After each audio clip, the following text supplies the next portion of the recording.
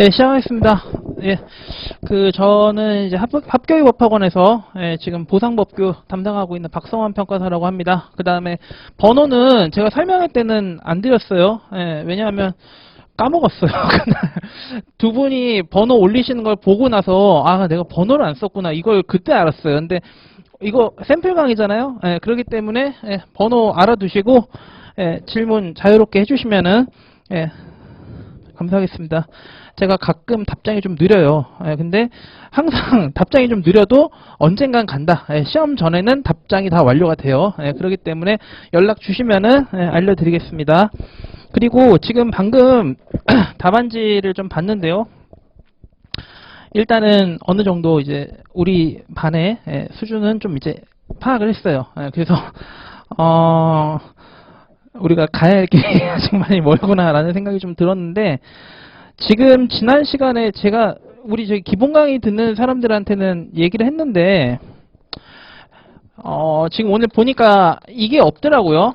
그 연습지든 어디든지 간에 목차를 갖다 짜세요. 목차를. 그러니까 무슨 얘기냐면요. 지금 여러분들한테 글을 갖다 쓰는 거는 안 바래요. 아시겠죠? 우리 얘기 항상 하는데 1기 때 하고 2기 중반까지는 여러분들 구조 잡는데 열중을 하셔야 돼요. 지금 뭐 내용 잡고 이럴 시기가 아니에요. 그래서 제가 봤을 때 제일 좋은 답안 형식이 어떤 거냐면, 자, 이게 저기 어차피 뭐 확대해도 안 보일 테니까 제가 몇 개만 보여드릴게요. 어떤 식으로 하라는 건지. 근데 지금 보니까 몇몇 분들이 그렇게 안 하죠. 여기 있다. 자, 이런 거 안 바래요.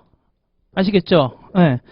이게 왜냐하면은 틀린 내용인데 많이 쓰면 저도 마음이 아파요. 채점하면서. 그 다음에 지금 여러분들 요렇게 쓰는 거 이거 안 바래요. 아시겠죠?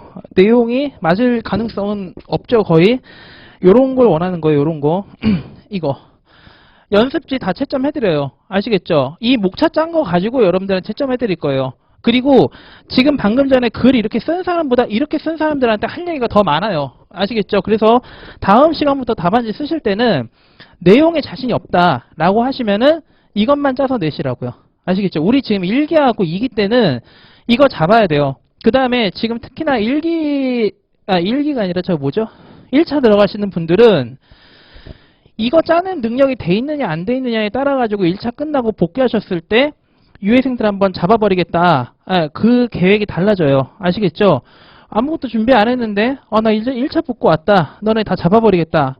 자기가 잡혀요. 아시겠죠? 그러니까 이 목차 구성하는 거 꼭 연습을 하셔야 돼요. 아시겠죠? 그래서 오늘 자, 요거 받으셨나요? 자료? 그 자료 보시면요. 자, 제가 이제 스터디에서는 기본 내용을 갖다가 잘 하진 않아요. 아시겠죠? 기본 내용을 거의 안 하기 때문에 제가 생각했을 때 지금 1기의 방향을 갖다 딱 맞추려면은 지금 요 프린트는 매번 갖고 다니셨으면 좋겠어요. 요 프린트는. 이게 여러분들 이 자료 맨 마지막에 한번 보시죠. 자, 요 맨 마지막에 보시면은 행정작용 및 관련 주요 행정법 이론 검토라고 나오죠. 자, 이게 우리 그 행정법 전반적인 틀이에요. 아시겠죠? 요 틀을 갖다가 잡아놓고 나서 특별법에 맞게 우리가 바꿔 끼는 거를 갖다 연습을 하셔야 돼요. 지금은. 아시겠죠? 기본 강의 어디서 듣고 오셨는지 모르겠는데 지금 이제 스터디 하실 때 다른 학원에서 배우셨던 거 이제 뭐 해서 저는 이제 1기 때는 고쳐드려요. 근데 이제 2기, 3기 가실 때마다 이제 그건 이제 개인의 선택인데 만약에 나는 또 마음에 안 들어? 그러면은 그냥 본인의 스타일로 하시면 돼요. 그건 상관없어요. 근데 이제 나중에 한 3기 정도 가가지고 심각한 것 같다. 도저히 안 된다. 자, 그때는 어떻게 해야 된다고요? 시간을 어떻게 써야 될지 본인이 판단을 해야 돼요. 아시겠죠? 1차를 갈 건지 2차 기본 강의를 다시 들을 건지 아니면 그냥 직진할 건지 그건 이제 본인이 결정을 해야 되는 문제이기 때문에 거기까지 안 가게 하려고 지금 1기, 2기 때 좀 잘 해두셔야 된다는 얘기를 하는 거예요. 아시겠죠? 자, 그리고 자 1기하고 2기 중반까지 있잖아요. 요 목차 짜는 게 어느 정도 되셔야 되고 나중에는 요게 여러분들 안 보고서도 그리실 줄 알아야 돼요. 아시겠죠? 요거 요 마지막에 있는 거 하고 바로 지금 앞에 있는 페이지 한번 보시죠. 권리구제수단 테이블로 정리된 거 있죠. 처분에 대한 권리구제수단 이거. 요게 여러분들 안 보시고서 그리셔야 돼요. 아시겠죠? 요 테이블이 안 보고 나서도 그려주셔야 돼요. 그래야지만 오늘 1번 문제 같은 걸 갖다 푸시는 거예요. 아시겠죠? 그리고 제가 이제 작년에 문제를 저는 처음부터 던져요. 그리고 지금 그 다음에 두 번째 약속하실 거는 뭐냐면은, 자, 저는 나중에 3기 때는 강평 들으라는 얘기를 안 해요. 왜냐하면 학원 스터디가 여러분들 도움이 돼야지 여러분들 계속 발목 잡는 식으로 가면 안 되거든요. 그러면 3기 때부터는 여러분들이 이제 정리라는 시점인데 강평 들으라고 하는 것도 그래요. 아시겠죠? 그렇기 때문에 1기, 2기까지는 최소 1기, 2기까지는요. 강평에 최대한 좀 참석을 하세요. 아시겠죠? 3기 때부터 들으라는 얘기 안 해요. 2기 때까지는 강평에 참석을 좀 하세요. 힘든 거 아는데 저도 힘들어요. 아시겠죠? 그러니까 이거 꼭 참석하시고 그 다음에 자, 요거는 이제 1기만 해당하는 얘기인데 자, 타학원 문제 는 접근하지 마세요. 왜냐하면 제가 우리 문제가 좋다 이 얘기 안 해요. 그쵸? 우리 문제 좋다 이런 얘기는 안 하는데 지금 이제 오늘 여러분들 문제하고 다른 학원 문제하고 이제 이건 여러분들이 비교해서 판단하실 문제긴 한데 지금 대부분 학원들이 이제 암기를 시킬 거란 말이에요. 1기 때부터. 근데 제가 얘기했죠. 자, 지금 1기잖아요. 자, 4기 시험 요때 한 2주 정도 남거든요. 자, 이때부터 암기를 시키잖아요. 암기가 언제 끝날까요? 자, 1기 때부터 암기를 막 시작시켜요. 그러면 언제까지 가면은 암기가 될까요? 네, 시험장에 들어갈 때까지 암기는 못해요. 아시겠죠? 그걸 알고 들어가야 돼요. 여러분들 지금 암기로 해가지고 한번 승부를 보겠다고 하시면은 정말 오판이다. 여러분들 실기법 전부 다 어떤 것도 암기 다 못하고 들어가요. 그냥 잔상 갖고 푸는 거지 여러분들이 내용이 확실해가지고 푼다? 그러면 걱정 안 하죠. 왜 오겠어요? 오늘 2차 시험 보는 사람들 왜 와가지고 1차를 준비해야 되냐 영어부터 다시 해야 되냐 이런 얘기 왜 하겠어요? 암기는 못한다고 생각하시는 게 맞아요. 알겠죠? 그거를 인정을 해야지만 여러분들이 방향이 바뀌어요. 그러면 이제 어떻게 해야 되냐면은 자, 남들 다 암기하고 이제 이때 정도 가면 3기 때 이제 전화가 제일 많이 와요. 2기 때부터 3기, 2기 중반부터 3기 요 사이에 법규가 안 된다. 목차가 안 짜지고 논점을 못 잡겠다. 이런 사람들이 나오기 시작해요. 그거 왜 그럴까요? 요때부터 암기를 해서 그래요. 그러니까 문제를 갖다 보고서 문제 논점이 뭐고 어떤 문제 유형인지를 알고 접근을 해야지만 구조가 보이면 사실 안에 내용 쓰는 거는 제가 뭐라 그랬죠? 암기 못한댔잖아요. 그거 다 이제 거짓말로 지어 쓰는 거예요, 사실은. 그쵸? 그러면은 지었을 때 지어 쓰더라도 자, 옛날에 그런 얘기가 있단 말이에요. 자, 거짓말도 이제 잘해야 된다. 거짓말도 그럴듯하게 만들면은 합격한다. 이렇게 하는데 이 사람들이 이걸 잘못 알아들어가지고 그냥 거짓말만 해요. 답안지를 보면은 그러면은 이제 떨어지는 거예요. 아시겠죠? 거짓말을 해도 그럴듯하게 한다는 얘기는 무슨 얘기냐면은 거짓말을 할 때 하더라도 목차 딱 틀이 잡힌 상태에서 이제 거짓말을 쳐야 된다는 얘기예요. 내용을 만들 때 만들더라도 이 구조가 짜있는 답에서 거짓말하는 거랑 그냥 시작부터 끝까지 거짓말하는 거랑은 차원이 다르단 말이에요. 아시겠죠? 그래서 그거를 갖다 잡으려고 하는 거니까 요 세 개는 무조건 1기 때는 좀 지켜주셨으면 감사하겠다. 아시겠죠? 요게 자신이 없으시면 사실 저는 모르겠어요. 다른 두 과목은 어떠실지 모르겠는데 저랑은 가기 힘들어요. 본인이 나가 떨어질 거니까. 자, 거기 오늘 자료 드린 것부터 먼저 보시죠. 이게 이제 제가 맨날 했던 얘기인데, 자, 법규 문제 출제된 거, 기출문제 한번 쭉 보시면요. 자, 크게 아라비아 숫자 2개로 나눠지죠. 첫 번째, 법 규정이 존재한다. 두 번째, 법 규정이 존재하지 않아요. 자, 그러면 법 규정이 존재하는 경우에는 어떻게 나뉘냐? 첫 번째, 법 규정의 내용이나 요건이 명백하다. 그럼 이거 뭐라 그랬죠? 포섭을 잘해야 된다는 얘기예요. 포섭을. 아시겠죠? 자, 그런데 만약에 법 규정의 내용이나 요건이 불분명하다. 우리 지난번에 했었죠. 자녀지 수용 청구권 같은 거. 종래 목적대로 현재 활용이 곤란하다. 그럼 뭐예요?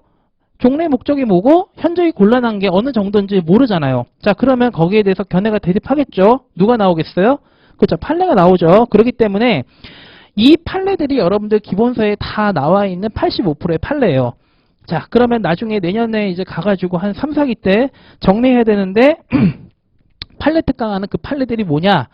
이거예요. 두 번째, 아래압의 숫자 2번 요거 법 규정이 존재하지 않는다. 특수한 판례 내용에 관한 문제예요. 자, 이제 이게 한 15%, 10% 정도 우리 시험에 차지를 하는데 예를 들면 요번에 우리 31회 시험에서 문제 1-2번 판례가 요런 거예요. 뭐냐?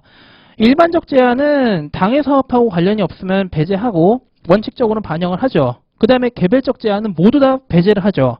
자, 그 원칙에 예외가 되는 판례가 하나 나온 거예요. 19년에.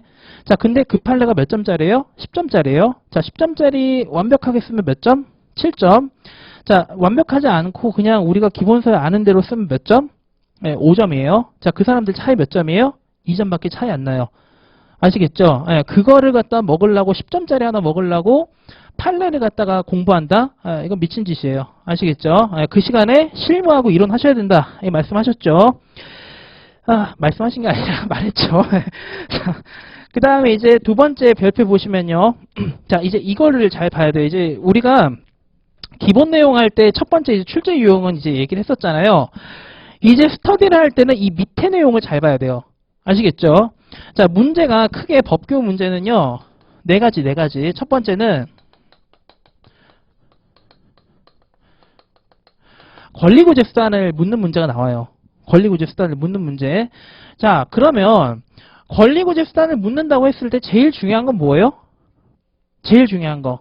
자, 우리는 자, 앞으로 제가 제일 중요한 거라고 얘기하면 뭐라 그래야 돼요? 네, 법조문이에요, 법조문. 자, 그러면 우리 법에서 행정법에서 권리구제 수단을 어떻게 나눠놨냐라고 하면은 자, 이렇게 얘기하는 사람들이 있어요. 취소소송, 무효등 확인소송, 부작위 위법 확인소송, 뭐 이렇게 얘기를 하는 사람들이 있는데, 그렇게 얘기하기 시작하면은 이제 어떻게 돼요?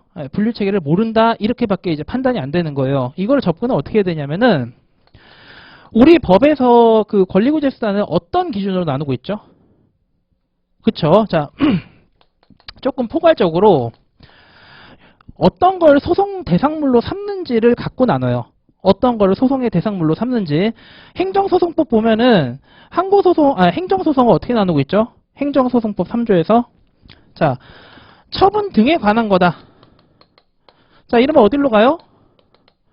항고로 가고 그 다음에 특이하게 부작이다.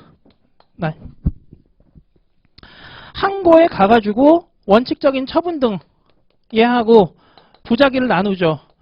그렇죠? 그 다음에 처분 말고 뭐 있죠? 그렇죠. 법률관계 있죠. 자, 이 법률관계에 대해서는 어떻게 다투라고 나와요? 민사 사건이 아닌 이상은 공당이니까 공법상 당사자 소송으로 가라. 이렇게 나눠놨단 말이에요. 자, 그러니까 오늘 여러분들 첫 번째 문제 푸셨을 때 제가 이 문제가 설문이 이게 사실 사법고시 옛날 문제이기 때문에 이게 소설문 1번, 소설문 2번, 소설문 3번 요 세 개가 다 겹쳐요. 논점 하나가. 그게 뭐냐면 이 건축 허가가 처분이어야 된다. 요게 이제 전제가 깔려요. 근데 이제 여러분들한테 문제 이거 쓰라고 하면은 건축허가 처분이다. 여기서도 쓰고 건축허가 처분이다. 여기서도 쓸까봐 제가 아예 오늘 드린 거예요.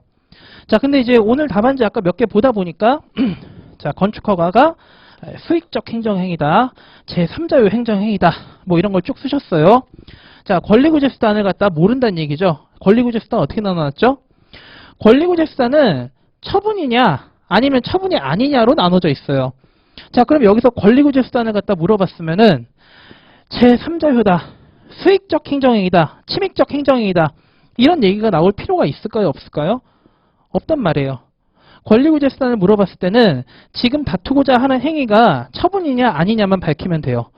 법적 성질을 갖다가 무조건 다 쓴다고 이제 점수가 나오는 게 아니란 얘기죠. 그리고 처분이냐 이외에 이 침익적이냐 수익적이냐 제3자냐 이걸 밝히기 시작하면은 지금 이거는요 그냥 시작 단계 내가 어떤 소송 권리구제 수단을 결정하겠다 이 방향만 결정하는 건데 여기서 아무 관련이 없는 제3자 뭐 수익적 침익적 재량행위다 기속행위다 이런 걸 써버리는 순간 논점하고 아무 관련이 없는데 시간만 잡아먹어요. 배점만 잡아먹고. 그럼 어떻게 돼요? 아, 내가 여러 가지 다 썼으니까 점수가 나오겠다. 안 나오죠. 안 나오죠. 왜냐하면 이게 또 지난번에 제가 그 배점 잡는 거 말씀드렸죠. 목차 개수 어떻게 잡는지. 그걸로 또 계산은 해요. 그러니까 법적 성질에서 내가 한 목차 2개에서 3개 정도 썼다. 이러는 순간 어떻게 되는 거예요? 아무 의미 없는 거 갖고 목차 2-3개가 사라진 거예요. 그러면은 내가 지금 이 논점에서 뭘 놓쳤지? 이 생각을 안 해요. 왜냐? 목차 채웠잖아요. 그러니까 넘어가는 거예요. 그러고서 이런 사람들이 와가지고 하는 얘기가 뭐냐면은 법규에서 다 쓸 거 다 썼는데 점수가 안 나왔다. 이런 얘기 하는 거예요.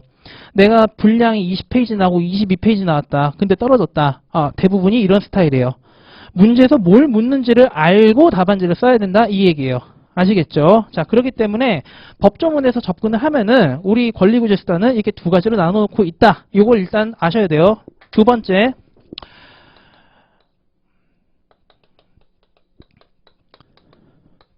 자, 심판 청구의 적법성이나 소송 제기의 적법성. 자, 얘는 뭘 묻는 문제예요?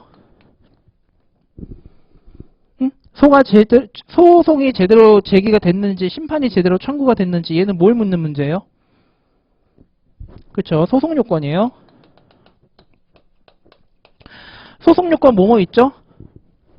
대, 원, 소, 전, 기, 관이에요. 아시겠죠? 자, 전치주의 기간, 전치주의, 맞나? 전치주의 관할. 얘 갖고 문제 내면 뭐? 미친놈. 아시겠죠? 우리 시험에서는 4개만 나온다고 보시면 돼요. 대상적격, 원고적격, 협의의 소익, 그 다음에 제소기간. 아시겠죠? 자, 요거는 아직 문제를 접근 안 해보셨기 때문에 잘 모르겠지만 결론만 딱 기억해 놓으세요. 우리 소송요건 중에 대원소 이렇게 4가지가 중요하다 그랬잖아요. 요 요건 중에 마지막까지 지켜져야 되는 요건이 뭐예요? 판결이 날 때까지 요 소송요건만큼은 꼭 지켜져야 된다. 그게 뭐예요? 네, 협의의 소익이에요. 왜냐하면 이 협의의 소익이라고 하는 건 소송을 제기할 필요성이잖아요. 그럼 소송을 갖다가 자, 대상적격, 처분이에요. 원고적격, 다툴 이유가 있어요. 제소기간도 충족했어요. 그런데 중간에 어떤 사정 변경이나 법률 상태 변경이 돼가지고 내가 원하는 결과가 나와버렸다. 또는 내가 원하지 않는 결과가 결정이 돼버렸다. 그럼 어떻게 되는 거예요? 얘는 소송을 제기할 필요성이 없어지는 거예요. 무슨 얘기인지 아시겠죠? 그렇기 때문에 마지막까지 지켜져야 되는 게 협의의 소익이에요. 자, 이게 내용적으로 접근하면 그렇고 이게 무슨 얘기냐? 소송제기나 심판청구 적법성을 물어봤는데 대상적격이나 원고적격이나 제소기간에서는 도저히 답이 안 나온다. 이거 대상적격, 원고적격, 제소기간에서는 논점이 없는데? 자, 그럼 이제 어떻게 돼요? 2가지로 나뉘어요. 요 얘기 들어놓고서 이제 협의의 소익 생각했던 사람하고 관할로 한번 답안 차별해볼까? 그럼 어떻게 돼요? 합격자 명단에서 차별화가 돼요. 내가 못 붙는단 말이에요. 아시겠죠? 차별화라고 하는 거는 내가 맞는 논점 범위 내에서 하는 게 차별화지 이건 차별화가 아니에요. 완전히 그냥 가는 거지. 골로 간다. 예, 그렇게 아시면 돼요. 자, 그리고 특징이 뭐냐면 얘네들은 자, 소송 요건 문제 있죠. 여러분 요번에 실무에서 잘했던 사람들 좀 피봤다. 아직 결론은 안 나왔지만 피봤다 뭐 했다 이런 얘기가 많아요. 자, 그거 왜 그래요? 문제 선별을 잘못해서 그래요. 대체적으로 문제 선별을 잘못해서 그래요. 실전에 들어가서 1번, 2번, 3번, 4번으로 푼다. 이거 있을 수가 없는 일이에요. 아시겠죠? 실무가 특히나 2번 문제 같은 거 30점짜리는 현업에서 관련된 문제나 현업에서 논점이 되는 게 많이 나오기 때문에 그 문제를 갖다 먼저 접근한다. 그거는 본인이 갖고 있는 시간을 포기하는 거랑 똑같다고 보시면 돼요. 아시겠죠? 자, 그러면은 실무에서도 문제 선별이 중요하잖아요. 법규에서도 마찬가지예요. 법규에서는 요 권리구제수단을 갖다 묻거나 특히나 소적법성, 요 소송요건을 묻는 문제를 먼저 들어가야 돼요. 왜냐하면 얘네들은 형식적으로 딱 나오잖아요. 기계적으로. 예를 들면 건축허가가 대상적격 충족되잖아요. 나 오늘 1조건 침해 받았잖아요. 그럼 뭐예요? 원고적격 인정되죠. 제소기간 문제수 줄 거 아니에요. 기간을. 그러면 얘네들은 문제 읽으면서 다 결정이 되는 애들이기 때문에 얘네 관련된 문제가 30줄, 40줄이 나온다 하더라도 얘부터 풀어야 돼요.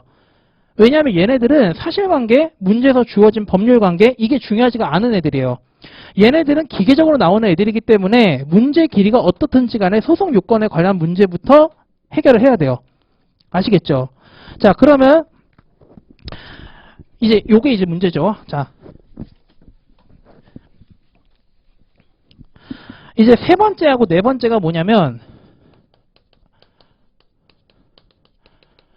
여러분들 지금 이거 잘 잡아놔야 돼요. 지금 문제 유형별로 어떻게 접근하는지 이거 잘 알아야 돼요. 자, 본안 판단 어떻게 이루어진댔죠? 이제 얘기할 때가 됐어요. 그쵸? 자, 그쵸. 자, 유보 원칙 하나 나왔고요. 어디까지 가야 돼? 자, 우의. 그 다음에 어디로 가요? 자, 이 우의 원칙에서 주체, 절차, 형식적인 내용은 어디만 보면 돼요? 네, 성문법만 보면 돼요. 법에 나와 있잖아요. 어떤 처분을 내리는 게 국토교통부 장관이 내린다. 이해관계인의 의견 청취 거쳐야 된다. 그 다음에 처분 발령할 때는 어떻게 해요? 문서조율을 해야 된다. 얘네들은 다 성문법에 나와 있는 애들이기 때문에 얘네들은 이 법조문만 잘 보면 돼요. 이게 무슨 얘기예요? 이거 갖고는 시험을 잘 안 낸다는 얘기예요. 그나마 요 절차상하자 갖고는 이제 절차상하자의 독자성이라든가 이 절차상하자의 독자성에 하자의 정도가 어느 정도 되냐 이거에 대한 논점이 있기 때문에 요 위에서는 요 절차상하자 정도가 중요한 거죠. 자, 그 다음에 이제 뭐예요?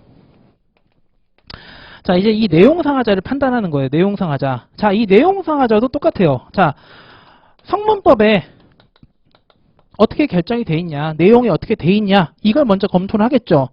그 다음에 어디로 가요? 우리가 불문법이라고 부르는 일반 원칙으로 넘어간단 말이에요. 내용을 판단할 때는 이 얘기예요. 택시기사가 음주운전을 했어요. 그래서 원래는 법만 보면은 음주운전을 했으니까 어떻게 해야 돼요? 도로교통법에 따라서 운전면허를 취소해야 되잖아요. 자, 그런데 이 성문법의 한계를 지키긴 했는데 택시기사한테 딸린 자녀가 몇 명이다? 10명이다. 어떻게 해야 돼요? 법에는 자, 법에 부합하긴 한다, 음주면허가. 그런데 얘한테 그 원칙을 적용하게 되면 어떻다? 달성할 공익보다 침해받을 얘의 사익이 너무 크더라. 그게 뭐예요? 비례 원칙이잖아요. 이런 식으로 넘어간다. 이런 구조가 그려져야 된다는 얘기예요. 아시겠죠? 자, 여기까지 하면 뭐가 결정되는 거예요? 그쵸? 자, 여기까지 하면은 위법한지 안 한지가 나오는 거예요. 자, 그리고 위법한지 안 한지 다른 말로 하면 이거 뭐라 그랬죠? 그쵸? 하자가 있다 없다가 나오는 거예요. 아시겠어요? 자, 그리고 이제 스터디 오셨으니까 이거를 잘 봐야 돼요. 자, 이 성문법을 판단하는 기준이 크게 세 가지 정도 있다 보시면 돼요. 첫 번째, 국법하고 신법이에요. 자, 우리 국법하고 신법하고 대립한다. 어떤 거 적용해야 돼요? 원칙은? 신법이죠. 자, 그런데 신법을 적용한다는 게 뭐예요? 우리가 성문법 관점에서 본 거죠. 근데 요 성문법을 갖다 그대로 적용하면 누가 피봐요? 원래 국법에 따라서 준비했던 사인이 어떻게 돼요? 침해를 보게 되잖아요. 자, 그러니까 또 어떻게 해야 돼요? 원래 성문법 관점에서 맞는데 한 번 더 어디로 간다? 그래서 여기서는 신뢰보호 원칙 같은 걸 검토한다 이 얘기예요. 그렇기 때문에 요 구조가 그려지는 건 똑같죠. 자, 그 다음에 뭐 있죠? 일반법하고 특별법이죠. 어떤 게 우선해요? 그죠? 특별법이 우선하죠. 그러니까 우리 뭐 공부하는 거 토지보상법이라든가 감정평가법, 부동산 가격공시법에 없으면 어디로 가요? 그러면은 일반 행정소송법이라든가 헌법, 국가배상법, 헌법 이런 데로 가는 거죠. 일반법으로. 자, 그 다음에 이제 세 번째. 자, 이게 이제 중요한 건데 효력에 관련된 거예요. 효력에 관련된 거. 자, 원칙적으로 나누면 어떻게 되죠?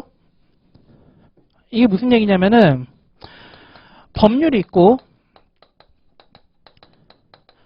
법규 명령이 있고 법보행이 뭐죠? 법률 보충적 행정규칙이죠. 자, 얘는 상위법령에 위임받은 범위 내에서 뭐가 미치죠? 대외적 구속력이 미쳐요. 자, 얘네들이 대외 구속을 미친다. 자, 이 해석을 갖다가 답안지에서는 어떻게 해야 되냐?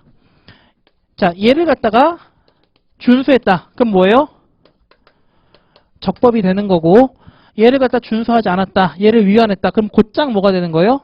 위법이 되는 거예요. 이거는 서로 약속해놨기 때문에 우리가 약속한 규정을 어겼다라고 하면은 위법이다라고 판단이 되는 거예요. 아시겠죠? 그렇기 때문에 이 대외적 구속력이 미친다라는 표현을 갖다가 재판 규범이 된다 이렇게 우리가 표현을 한단 말이에요. 아시겠죠? 자, 그런데 얘 말고 이런 애가 있어요. 행정규칙. 자, 얘는요. 내부 사무처리 지침이에요. 공무원들이 지들 공무원분들이 근무하시기 편하게 이제 내부 사무처리 지침을 갖다 짜놓은 거잖아요. 자, 그럼 이거 대외적 구속력이 미쳐요, 안 미쳐요? 안 미치죠. 왜? 이거는 국무회의, 뭐 국회를 갖다 거치는 것도 아니고 국무회의를 거치는 것도 아니고 내부적으로 만들면 끝이잖아요. 자, 그러면 얘네들은 대외적으로 국민들이 알 가능성이 높아요, 몰라요? 없죠. 그러면 국민들한테 이거에 지켜서 자, 얘를 갖다 준수했다든 얘를 갖다가 위반했다 하든 뭐가 안 돼요? 위법이나 적법이 결정이 안 돼요. 자, 그러면 이 대외적 구속력을 갖다 대체하는 거 갖다 우리가 해야 될 거 아니에요. 대외적 구속력을 대체하는 거. 자, 그러면 이 대외적 구속력을 갖다 대체할 수 있는 게 뭐냐? 그걸 갖다 우리가 구타라 그래요. 구타. 이 구타가 뭐죠? 구체적 타당성을 따져요. 무슨 얘기냐?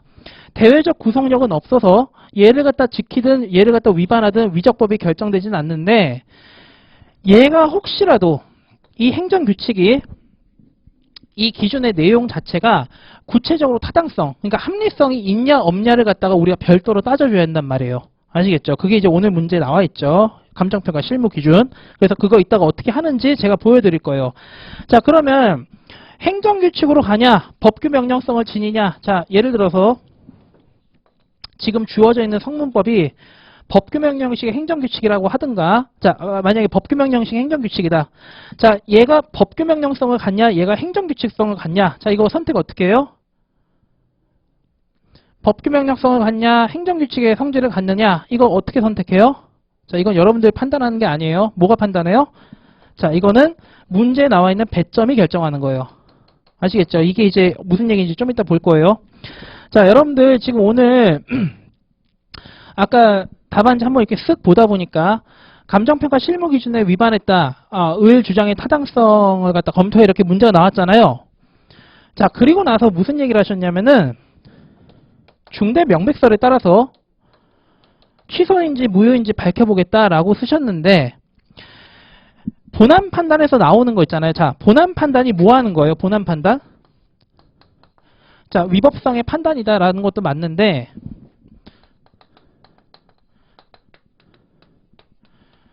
자, 당사자의 주장이 적법한지 위법한지만 밝히는 게 본안 판단이에요.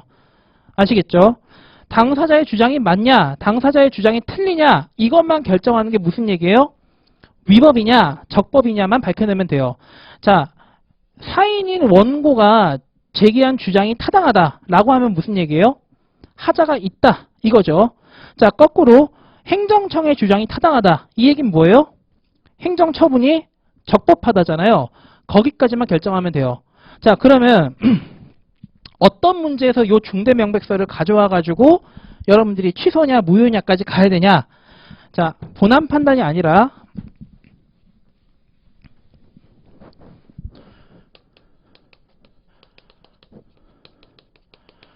자, 법원이 어떤 판단을 해야 되냐. 자, 이 문제로 나왔다. 법원이 어떤 결정을 내려야 되냐. 법원이 어떤 판단을 해야 되냐. 이 문제가 나오는 순간 여러분들 이것부터 들어가면 시간 부족해져요. 아시겠죠? 왜냐하면 자, 법원이 판단하려면 일단 어딜 가야 돼요? 그쵸? 법원에 들어가야 될 거 아니에요? 그러면 법원을 들어가는 거 결정하는 게 뭐예요? 대상적격이죠. 소송물이고 대상적격이잖아요. 자, 그렇기 때문에 법원의 판단은 소송 요건에다가 본안 판단까지 하는 거고 내가 예를 들어서 제기한 소송이 취소 소송이다 라고 했을 때 이 본안 판단에서 나온 하자가 뭐여야 돼요? 그렇죠. 취소 사유여야지만 뭐가 되는 거예요? 인용 판결이 내려지는 거잖아요. 이렇게 법원의 판단이 어떻게 나와야 되느냐라는 문제까지 나왔을 때 인용 가능성까지 묻는 문제가 나왔을 때 뭐까지 가야 돼요? 중대 명백설에 따라서 이게 하자가 취소인지 아니면 무효인지 여기까지 가는 거예요. 그러니까 아까도 이제 그게 틀렸다는 얘기가 아니라 굳이 갈 필요가 없다는 얘기예요.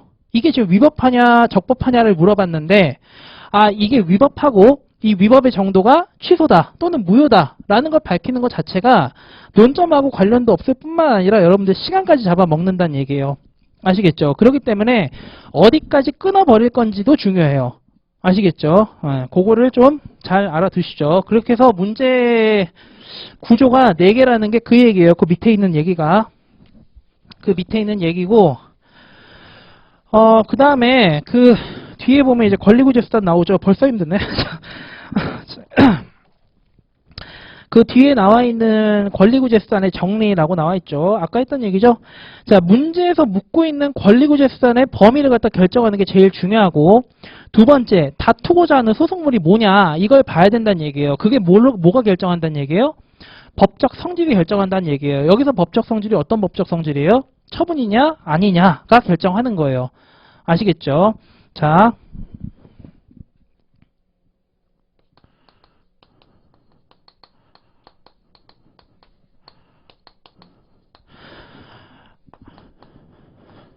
얘네들만 뭐에 관련된 거예요? 자, 처분성하고 제3자유라는 법적 성질 있죠. 얘네들만 뭐랑 관련된 거예요? 자, 얘네들만 소송요건하고 관련된 애들이에요. 어떤 권리구제 수단을 갖다 결정할 거냐? 그건 뭐랑 결정된 거예요? 처분성. 그 다음에 내가 처분을 받지 않은 제3자잖아요. 제3자가 나한테 침입적이라고 해서 소송을 제기하려고 그래요. 근데 자, 국토교통부 장관이 사업시행자한테 사업인정을 발령했죠. 얘는 다툴 이유가 없잖아요. 누가 다퉈요? 제3자인 인근 주민이 다투잖아요. 자, 그러면 처분의 관계는 얘네인데 갑자기 뜬금없는 애가 와서 소송을 걸라 그래요. 자, 그러면 얘가 소송을 제기할 자격이 있나? 이걸 판단하는 게 제일 중요하단 말이에요. 그때 문제되는 게 뭐예요? 그게 제3자 효예요. 자, 얘네 둘을 제외하고 침입적이냐, 수익적이냐, 내지는 기속행위냐, 재량행위냐, 특허냐, 허가냐, 뭐 이런 애들 있잖아요. 다 얘네들은 전부 다 본안하고 관련된 애들이에요. 아시겠죠? 그렇기 때문에 오늘처럼 권리구제 수단을 묻는 문제라든가 소송 요건을 묻는 문제에서는 얘네들이 나올 필요가 전혀 없다는 얘기예요. 아시겠죠? 내가 뭘 갖다 쓰는지를 알고 써야 된다는 얘기예요. 아시겠죠? 자, 소송 요건하고 권리구제 수단 묻는 문제가 이렇게 나온다. 요 법적 성질을 갖다가 어디까지 쓰는 것도 좀 알아두세요. 아시겠죠? 자, 그 다음에 이제 일반적인 행정법 문제인지 개별법상 문제인지, 자, 이거는 무슨 얘기냐면은 제가 맨 뒤에 써놓은 그 흐름도 있잖아요. 그 흐름도를 기반으로 기초로 해가지고 개별법 특성에 맞게 바꿔 끼면 된다 이 얘기예요. 아시겠죠? 자, 그리고 뒤에 나와 있는 4페이지에 보시면은 처분에 대한 권리구제 수단이잖아요. 자, 이거는요, 여러분들이 제가 이제 뭐 다음 시간에 시간이 되면 한번 그려드리긴 할 건데, 자, 이거는요, 여러분들이 지금부터는 이제 잡아내야 돼요. 아시겠죠? 제가 여러분들한테 목 찾자라는 거는 이걸 얘기하는 거, 이거. 아시겠죠? 이 문제에서 요 문제에서 요만큼, 요 문제에서 요 단계니까 이만큼, 요 문제에서는 요만큼이니까 이만큼만 목차를 갖다가 권리구제 수단을 고르겠다. 이걸 선별할 수 있는지를 갖다 물어보는 문제가 오늘 문제 1번이에요. 아시겠죠? 자, 그 다음에 이제 뒤에 보시면 5페이지에 보시면요. 법률 관계에 대한 권리구제 수단이다 이렇게 나와 있죠. 법률 관계에 관한 권리구제 수단. 이거의 대표적인 게 뭐예요? 국가배상 청구권, 손실보상 청구권이죠. 자, 걔네들 권리에 관한 거잖아요. 자, 권리에 관한 거 우리 행정법에서는 어디로 가죠? 공법상 당사자 소송으로 가요. 자, 그런데 공법상 당사자 소송을 보면은 제소기간 제한도 안 받죠. 그 다음에 원고 피고는 서로 권리 주체가 되면 돼요. 그 다음에 소송물은 뭐예요? 그냥 법률 관계면 돼요. 자, 그러면 항고 소송보다 공법상 당사자 소송이 소송 요건이 강해요, 엄격해요, 완화됐어요? 약간 완화됐죠. 그렇기 때문에 공법상 당사자 소송에서는 소송 요건 갖고 문제를 안 내요. 그러면 어디서 문제를 내냐? 다 어디예요? 다 본안이에요. 그래서 손실보상 청구권 관련해서 여러분들 공제적 특 보 이거 충족했냐? 그 다음에 우리 나중에 국가배상법 마지막에 할 건데 그 국가배상에 있는 각종 요건을 갖다 충족했냐? 얘네들만 물어봐요. 아시겠죠? 그래서 손실보상 청구권이나 이런 문제에서 소송 요건을 물어보는 문제는 한 번도 출제된 적이 없어요. 아시겠죠? 거기서 말하는 법률관계에 관한 권리구제수단이라는 얘기가 요 얘기예요. 아시겠죠? 근데 이제 처분에 대한 권리구제수단은 다르죠. 요것도 이제 하나만 알아두세요. 아까 말씀드린 것처럼 항고하고 당사자가 있잖아요. 자, 요 항고 소송은 뭘 없애는 거죠? 네, 처분을 없애는 거예요. 자, 얘를 갖다 없애면은 내 재산권이나 내 생명 신체권에 미치는 영향이 있는 거예요? 사라지는 거예요? 사라지는 거죠. 좋은 거예요? 나쁜 거예요? 제일 좋은 거예요. 그러면 원래 침익이 없는 상태를 그대로 유지시켜준다고 해서 이걸 뭐라 그러죠? 존속보장이라 그래요, 우리가. 존속보장. 자, 그런데 이 처분을 갖다 없앨 수가 없어요. 처분을 갖다 없앨 수가 없어요. 자, 그러면은 요 법률관계를 갖고 싸우거든요. 법률관계를. 자, 요 법률관계라고 하는 건 대부분이 뭐 때문에 생긴 거죠? 네, 처분 때문에 생긴 애들이에요. 자, 내가 수용재개라는 걸 없애면 제일 좋은데 수용재개를 갖다 없앨 수가 없다. 그럼 나 이제 어디로 가요? 내 물건 줄 테니까 뭐라도 많이 달라? 네, 보상금이라도 많이 달라. 이쪽으로 가야 되는 거죠. 그게 뭐예요?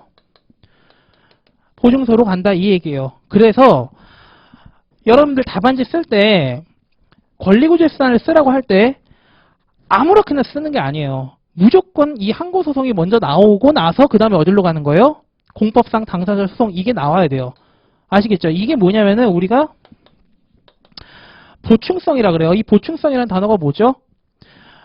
제일 권리구제의 효과적인 수단이 안 될 때 그 다음은 권리구제 수단으로 넘어간다라는 걸 갖다가 보충성이라고 한단 말이에요.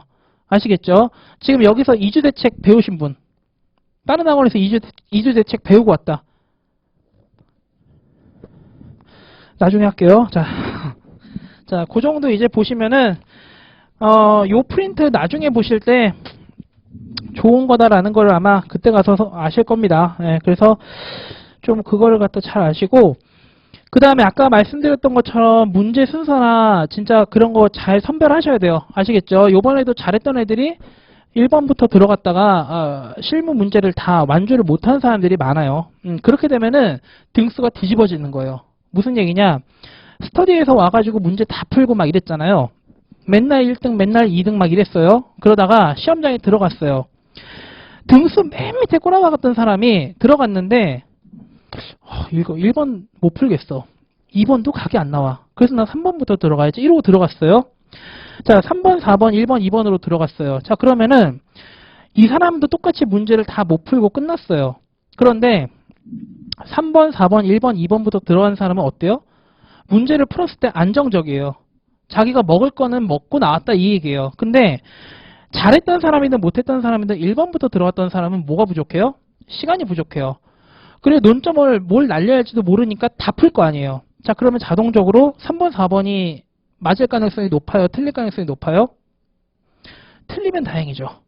왜? 답안지라도 썼으니까. 여러분들 지금 그거 잘 하셔야 돼요. 지금 제가 봤을 때는 저는 지금 계속 1차가 어렵게 나올 거라고 봐요. 지금 여러분들 중에 제가 아까 얘기 들었는데 공단에서 회신 왔다며요. 내년 3월에 1차 본다고. 내년 3월 1차예요, 여러분들. 자, 그러면 여러분들이 생각을 해보세요. 이 부분점수제를 앞으로 2차에서 하겠다는 얘기는 1-1번, 1-2번에서 당신들이 몇 점을 먹었나 내가 세부적으로 다 공개를 하겠다 이 얘기예요. 예전에야 이런 부분점수제가 아니니까 그냥 일괄적으로 올려라. 그럼 쭉 올리고 좀 너무 합격자가 많다. 일괄적으로 떨어뜨려라 하면 쭉 떨어뜨리고 이렇게 결정을 했는데 지금은 그럴 수가 없어요. 답안지를 다 채워야지만 뭐라도 먹죠. 이게 들어갔는데 못 풀었다. 이거는 먹을 게 없는 거예요. 그래서 시험장에 들어가셔서 한 20점짜리 이상을 갖다가 내가 빈칸으로 두고 나왔다. 다시 하셔야 돼요. 무조건. 아시겠죠? 예전에는 뭐 20점짜리 좀 미스하거나 좀 못 풀어도 그래도 뭐 이제 평균적으로 좀 어려우면은 아마 같이 올라갈 거다. 이렇게 얘기를 했었는데 지금은 어림도 없어요. 아시겠죠? 무조건 다 건들고 나와야 돼요. 그러니까 이번에 이제 잘했던 사람들이 시간이 부족해가지고 3번, 4번은 못 풀고 나왔대요.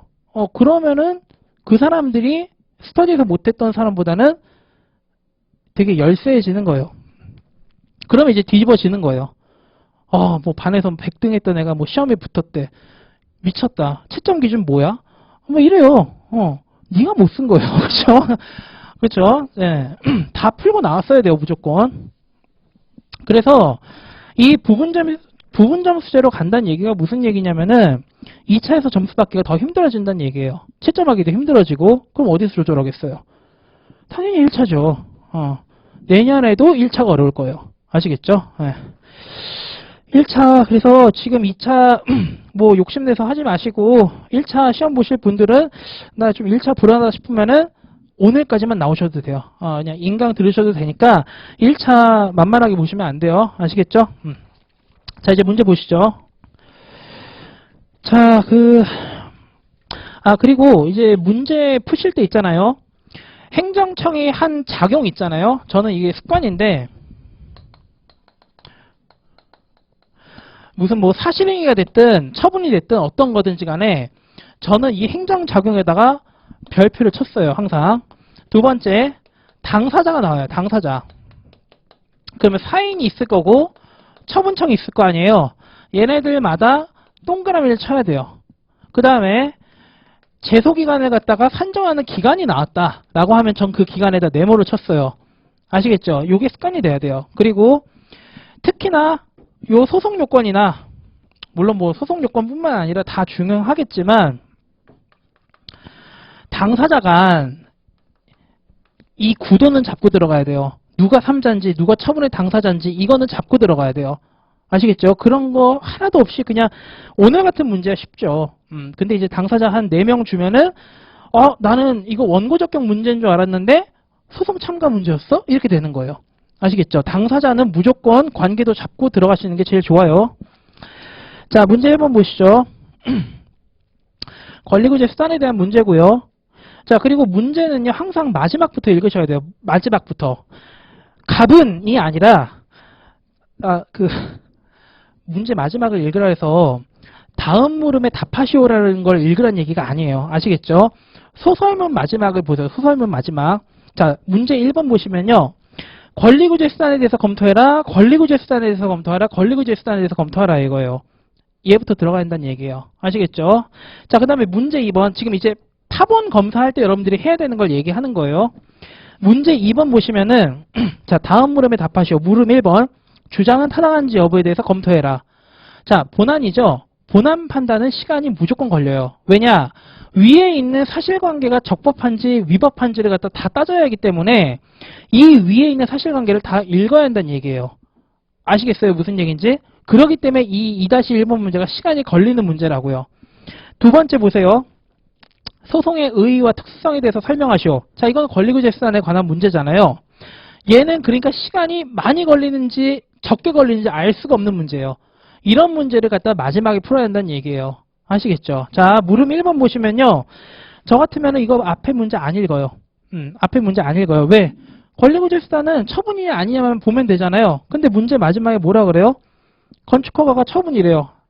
그럼 나 안 보는 거죠. 아시겠죠? 볼 필요가 없다는 얘기예요. 처분인데 단계별로만 제시를 하라 이 얘기예요. 그쵸? 자, 이제 이걸 그려봐야 되는 거예요. 자, 문제 1번. 자, 건축허가가 처분이래요. 첫 번째 단계는 처분이 나왔어요? 안 나왔어요? 안 나왔죠? 자, 우리 행정심판법이나 행정소송법의 한계가 뭐예요? 처분 등에 대해서 또는 처분에 대해서 제기하거나 청구하는 거죠. 그러면 뭐가 문제예요? 처분이 일단 나왔다는 게 문제예요. 처분이 일단 나왔다는 게. 그러면 우리 명문 성문법에는 처분이 나오기 전에 애초에 처분을 못 나오게 하는 권리구제 수단이 있어요? 없어요? 없단 얘기예요. 그게 한계죠. 자, 그래서 지금 이 처분이 안 나왔다. 자, 그러면 이제 답안지를 10점짜리를 갖다가 한 5점짜리로 만들 수 있는 그런 기적적인 방법이 있죠. 갑이 강구할 수 있는 권리구제 수단은 없다. 자, 그럼 이제 어떻게 되는 거예요? 너도 합격자 명단에 없다. 이렇게 되는 거예요. 아시겠죠? 처분이 안 나왔잖아요. 그럼 얘는 뭘 갖다 강구해야 돼요? 처분을 못 나오게 만들 수 있는 방법이 뭔지를 갖다 생각을 해야 돼요. 그게 뭐예요? 이렇게 접근하지 마시고. 자, 건축허가라고 하는 게 지금 을의 입장에서는 침익적이에요, 수익적이에요? 침익적이겠죠. 그러니까 다툰다고 하겠죠. 자, 그러면 건축허가라고 하는 게 인류형에 해당하죠. 그쵸? 그러면 거부 처분이나 의무이행 소송, 의무이행 심판 이런 거 나오면 돼요, 안 돼요? 안 된다는 얘기예요. 그냥 일반적인 처분을 얘기하고 있는 거죠. 자, 그런데 처분이 안 나왔다. 자, 그럼 어디로 가요? 예방적 부작위 청구 소송하고 권리구제 수단은 뭐까지 써야 된댔죠? 가구제까지 무조건 쓰셔야 돼요. 권리구제 수단은 가구제까지 들어가야 돼요. 아시겠죠? 자, 얘 가구제가 뭐예요? 가처분이죠. 자, 법에 규정이 있어요, 없어요? 없죠. 자, 그럼 법에 규정이 없다는 얘기는 뭐가 중요하다는 얘기예요? 요 제도를 갖다가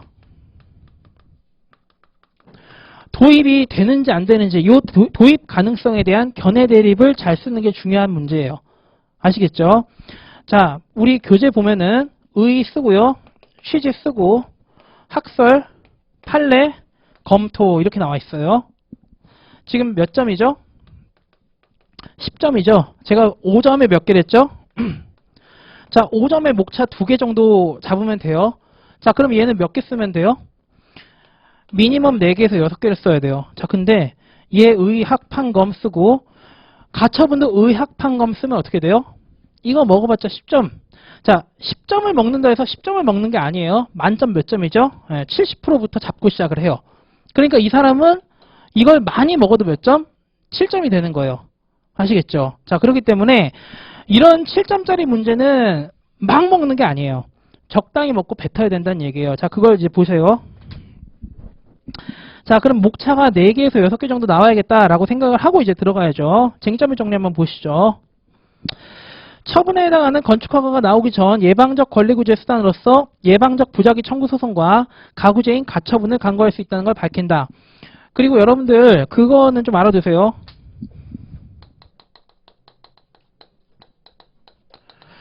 권리구제 수단에 관련된 문제나 특히나 원처분 재결주의에 관한 문제 있잖아요. 뭐 소송 요건에 관련된 문제. 쟁점을 정리해서 이하에서 뭐 검토하겠다, 알아보자, 들어와라 이런 표현 쓰지 마세요. 아시겠죠? 900명이 똑같이 써요. 이게 문제되니까 이걸 검토하겠다.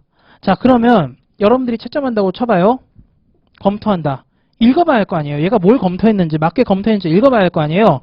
그 다음 놈도 왔는데 검토해보죠. 또 읽어야 돼요. 자, 근데 쟁점을 정리해서 답을 얘기해버렸어요. 결론을. 자, 얘가 제기할 수 있는 거는 예방적 부작위 청구 소송하고 가처분이다. 요렇게 딱 치고 들어가면 어때요? 그러면 뭐야? 답 맞았네? 그러면 사람이 답안지를 이렇게 읽는 게 아니라 맞겠지. 이렇게 읽을 수밖에 없어요. 웬만하면 맞으니까 이 결론을 갖다 도출했을 거 아니에요. 그렇죠? 그렇기 때문에 요것도 답안지 쓰는 이 요령이에요. 그래서 뭐 어떤 분들은 뭐 검토한다, 설명해 보겠다, 이하에서 뭐 알아보자 이런 식으로 이제 답안지 쓰시는데 저는 그거는 별로 이렇게 좋아 보이지가 않아요. 아예 처음부터 쳐버리는 게 나아요. 아시겠죠? 네가 물어본 거 요거잖아 딱 이러고 던지는 게 낫다는 얘기예요. 자, 두 번째 보시면 로마자 2번 본안소송, 예방적 부작위 청구 소송의 가능성이죠. 자, 여러분들 교재 행정법 책 보시면은 이게 다 나눠져 있어요. 그리고 목차를 갖다가 줄이거나 늘릴 때 제일 먼저 버릴 만한 게 뭐예요? 학설이에요. 학설을 갖다 날려버릴 때는요, 판례만 써버리던가 학설이 어디서 쟁점이, 어디서 지금 견해가 대립되는지만 딱 밝히면 돼요. 자, 무슨 얘기냐? 예방적 부작위 소송이란 위법한 행정작용을 저지할 것을 목적으로 특정 처분의 발령 방지하는 행정소송이다. 자, 이거는 뭐예요? 의의죠. 자, 인정 여부에 대해서 견해가 대립되나? 저는 이거 다 쳐버린 거예요. 자, 근데 이걸 갖다가 굳이 어느 지점에서 견해가 대립되는지를 쓰고 싶다라고 하면 어떻게 하면 돼요? 실효적인 권리구제 수단을 강조할 거냐, 법의 규정을 강조할 거냐에 따라서 나뉜다 라고만 쓰면 되는 거예요. 아시겠죠? 근데 여기서는 굳이 학설을 갖다 잘 써도 의미가 없기 때문에 날려버린 거예요. 자, 판례는 이걸 부정한댔죠. 자, 검토 및 사안의 경우 보시죠.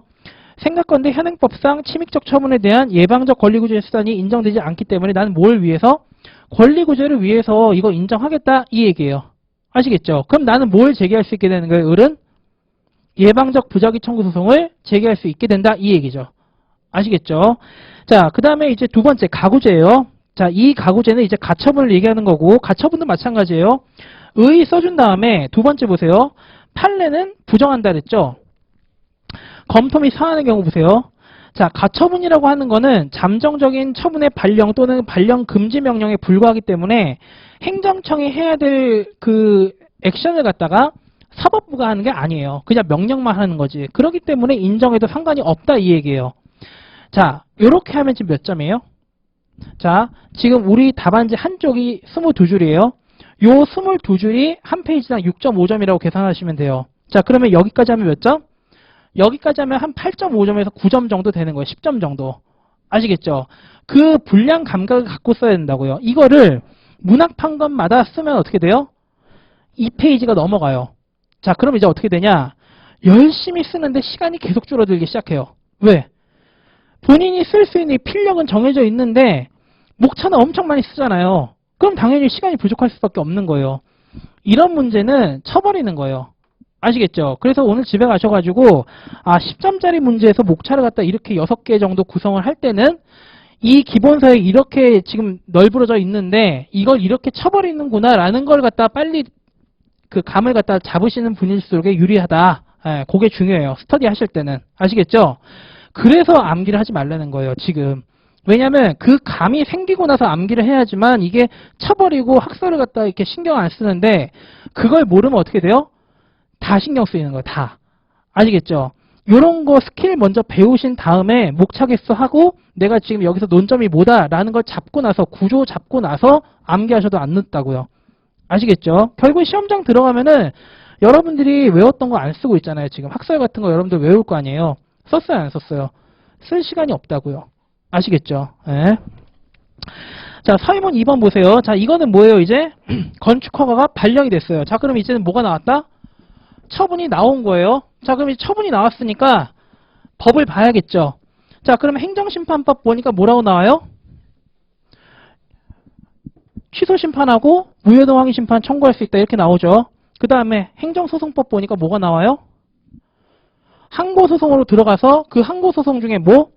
취소하고 무효동 항의소송 제기할 수 있다 이렇게 법에 규정이 있잖아요. 자, 그러면 이건 무슨 유형이에요? 법의 규정이 명백하게 있기 때문에 사안포섭을 잘해야 되는 문제가 이런 문제예요.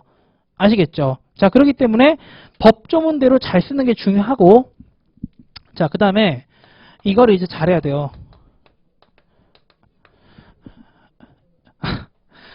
이거 뭔지 알아요? 인수분해 뭔지 알아요?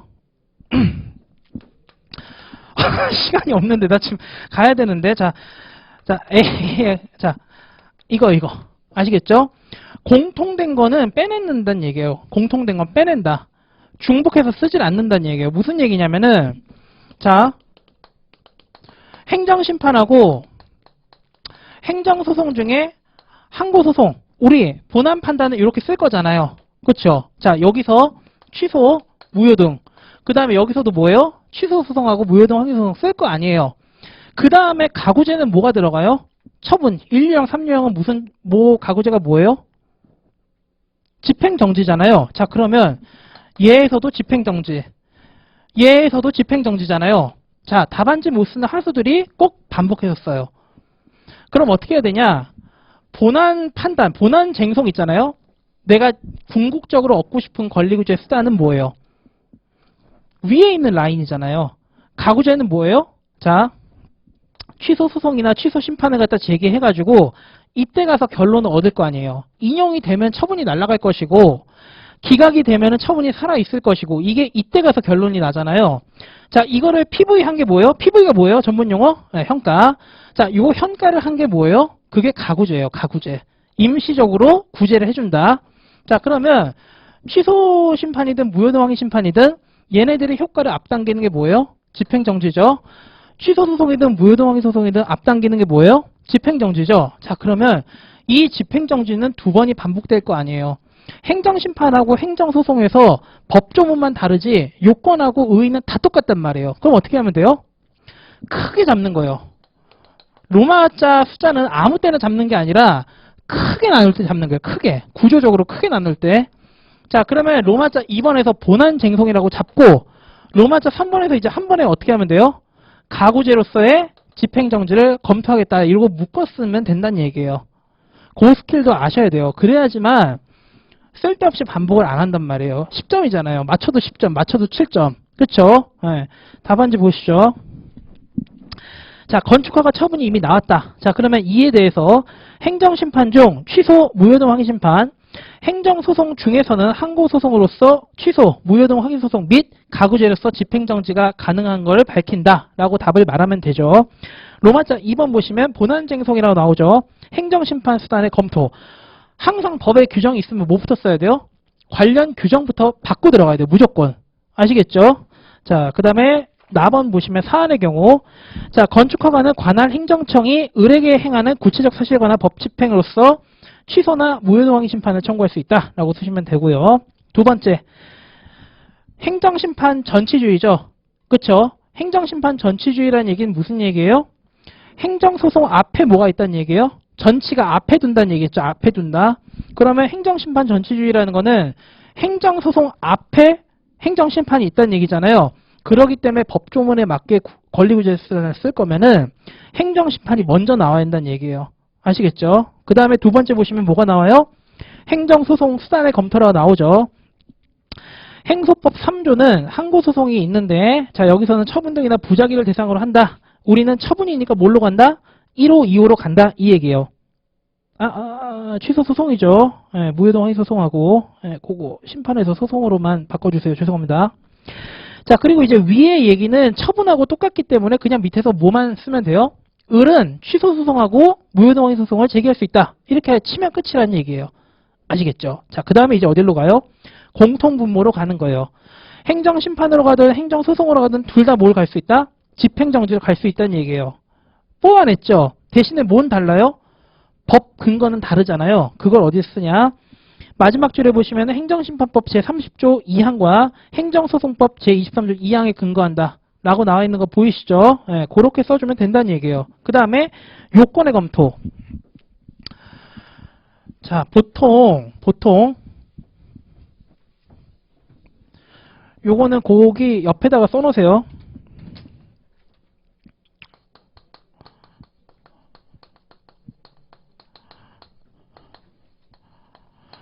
자, 요 답안 작성의 효율성 관련된 건데,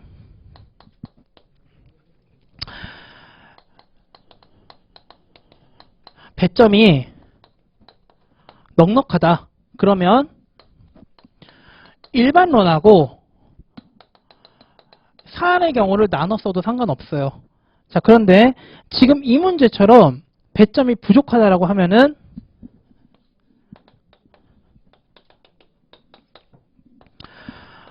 그냥 요건을 포섭해버리면 돼요. 아시겠어요? 요건을 그냥 사안에 맞게 포섭을 하면은 아, 얘가 지금 요건에 맞게 제시를 했구나 라고 이해가 되는 거기 때문에 애초에 요 일반론에서 사안의 포섭으로 2단계로 가지 말고 한 번에 그냥 엮어서 쓰란 얘기예요.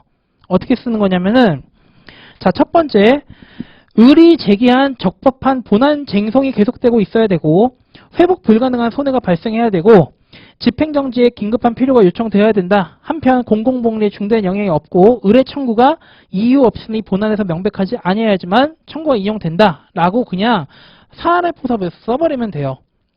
지금 이 문제 같은 경우는 사실관계가 별로 중요한 게 없잖아요. 그러니까 일반론만 쓴 건데 만약에 집행정지를 갖다 물어보는 문제 논점이 집행정지다라고 하면은 여기에 요건에 관련된 논점이 사실관계에 들어가 있을 거란 말이에요. 아시겠죠? 그런 건 포섭을 잘 해주셔야 돼요. 아시겠죠? 자, 그 다음에 이제 설문 3번이죠. 자, 이걸 이제 보고 싶었던 거죠. 사실 설문 1번하고 설문 2번은 그렇게 영양가가 있는 논점은 아니고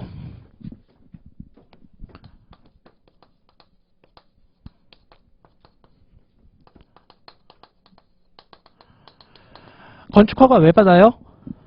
건축공사 하려고 받죠. 건축허가를 쌓아오는 이유는 왜 쌓아오는 거예요? 얘를 갖다 없애야지만 얘를 못하니까. 그렇잖아요. 자, 그런데 건축공사가 완료됐대요. 자, 그러면 얘가 살아있을 이유가 있어요? 없어요? 없죠. 자, 그러면은 얘가 없어진단 말이에요. 자, 그러면 나는 이 건축허가라고 하는 걸 갖다 다투고 싶어요. 이 건축허가라는 걸 다투고 싶은데 소송을 제기할 필요성이 있어요, 없어요? 없죠. 왜? 자, 내가 건축허가에 대해서 취소 소송을 제기하는 이유는 건축허가를 없애려고 하는 거잖아요. 근데 건축공사가 완료됐다는 얘기는 건축공사가 살아있다는 얘기예요? 끝났다는 얘기예요? 끝난 거잖아요. 그쵸? 그러면은 소송 요건 중에 뭐가 없어요? 협의 소익이 없어요. 자, 건축허가는 대상 적격 충족했죠. 그 다음에 을은 원고 적격 충족했죠. 제소기간 아무 얘기 없으니까 충족했겠죠. 그 다음에 뭐가 문제돼요? 그쵸? 협의의 소익이 이때 이제 문제가 되는 거예요. 마지막까지 얘를 검토해야 된다 이 얘기예요.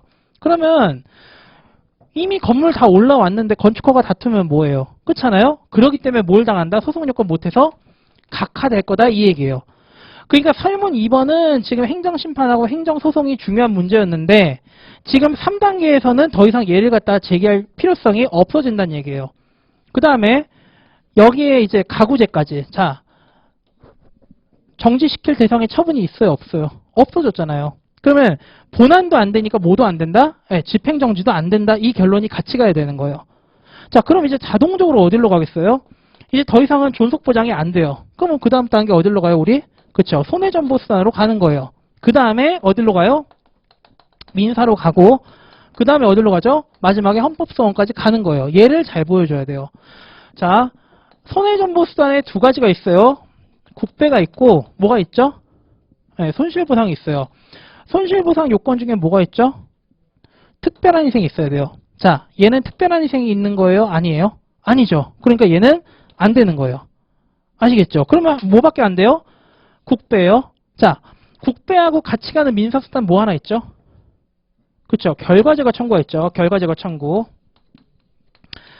건축공사가 완료됐잖아요. 자, 알고 보니까 이 건축허가가 위법했어요.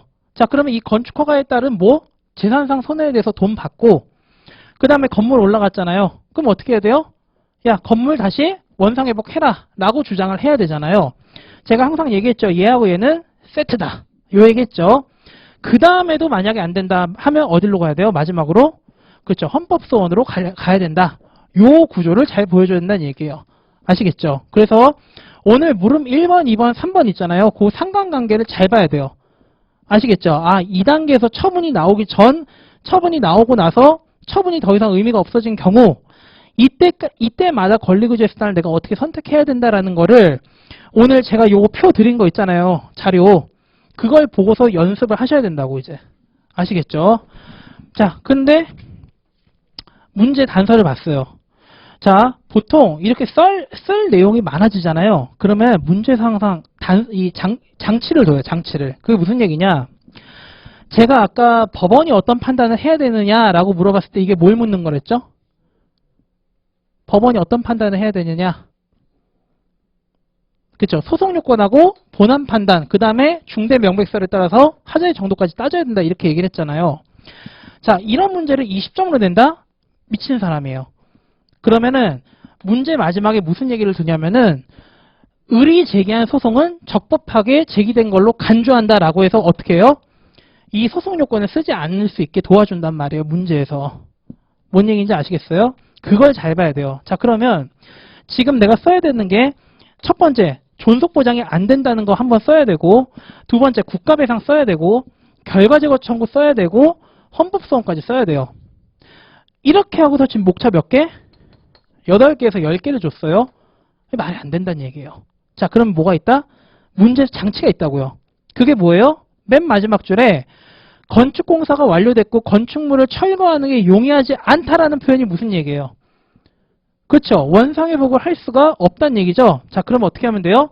자, 얘가 결과제거 청구권이라는 거를 갖다 할 수는 있는데 지금 뭐가 문제가 된다? 건물을 원상회복하기가 어렵기 때문에 이거는 인정이 안 된다. 이 얘기를 쓰는 거예요. 자, 그러면은 을이라고 하는 애는 이 국가배상 청구권에서 권리구제가 안 되면 어디로 간다? 곧장 헌법소원으로 간다. 이 얘기를 잘 써줘야 된다는 얘기예요. 아시겠죠? 자, 목차 보시면요. 로마자 2번 행정쟁송 및 집행정지의 가능성 나오죠. 본안인 행정쟁송의 가능성이라고 해서 가번에 곧장 쳐버리죠. 지금 요 논점은 어디에 있냐면 굳이 따지자면 국가배상이 있는 거예요.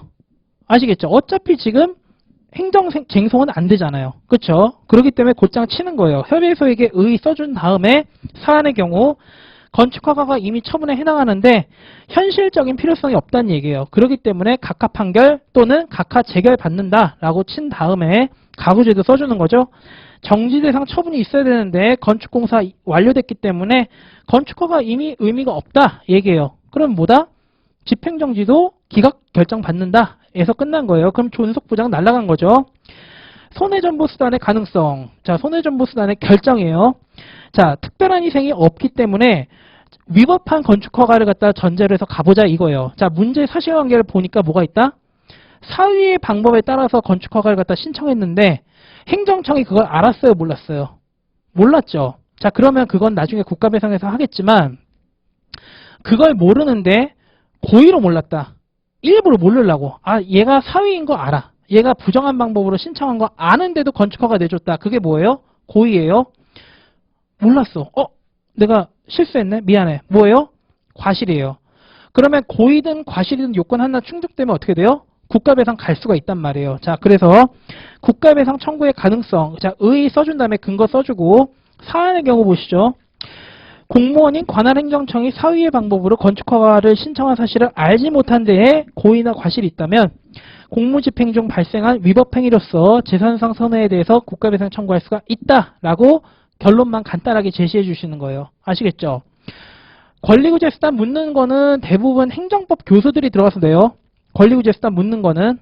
아시겠죠? 왜냐하면 얘네들이 우리 저기 개별법에 나오는 논점 같은 거 있잖아요. 세부 논점. 걔네들 가지고 변별하는 것보다 요 권리구제 수단을 체계적으로 쓰냐 못 쓰냐, 이거 썼냐 안 썼냐, 이거 빼냐 이거 빼먹었냐 썼냐, 이거 가지고 채점이 아주 쉽게 되거든요.